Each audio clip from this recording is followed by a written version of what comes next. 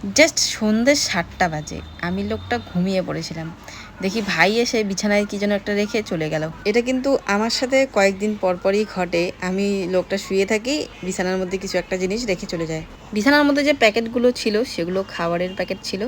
তো কি কি খাবার আনছে সেটা তোমাদেরকে দেখাবো। একটু বাইরে নিয়ে গেলাম, বাট বাইরে নিয়ে না গিয়ে আবার ভিতরে নিয়ে আসি। সাথে বরকে নিয়ে প্যাকেট খুলতে বসে গেছি। এখানে দেখি এক একটা করে প্যাকেট খুলছি আর দেখছি যে কি খাবার বেরোচ্ছে।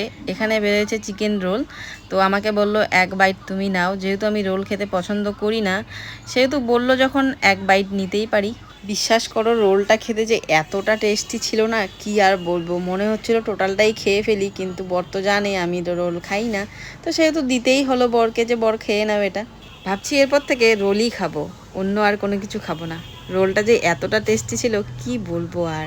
রোলটা বরের হাতে গুছায় দিয়ে আর প্যাকেটগুলো খোলা শুরু করছি। দেখছি যে কি কি আছে। দেখলাম এখানে মোমো আছে, যেটা আমি খাবো না। আমি বলছিলাম আমার জন্য স্টিম মোমো আনতে, ও নিয়ে এসেছিল ফ্রাই মোমো। দেখো এদিকে ঝাঁকানাকা ঝাঁকানাকা করে আমি কিন্তু স্যুপটা ঢেলেই ফেললাম। দেখো এটা চিকেন স্যুপ, ডিম টিম সবজি টবজি সবই আছে। আমি কিন্তু মোমোর দোকানে গিয়ে এক প্লেট মোমোর থেকে একটা মোমো খাই আর স্যুপ খাই 2 কাপ। আমার মতো কে কে আছে অবশ্যই কিন্তু কমেন্টে জানাবে। আর এই স্যুপটাও সত্যি এতটা যে স্বাদ ছিল কি আর বলবো। স্যুপের থিকনেসটা দেখো, এতটা গাঢ়। চলো আমি এখন খাই, দেখা হবে তোমাদের সঙ্গে নেক্সট একটা ভিডিও। Tata, bye bye.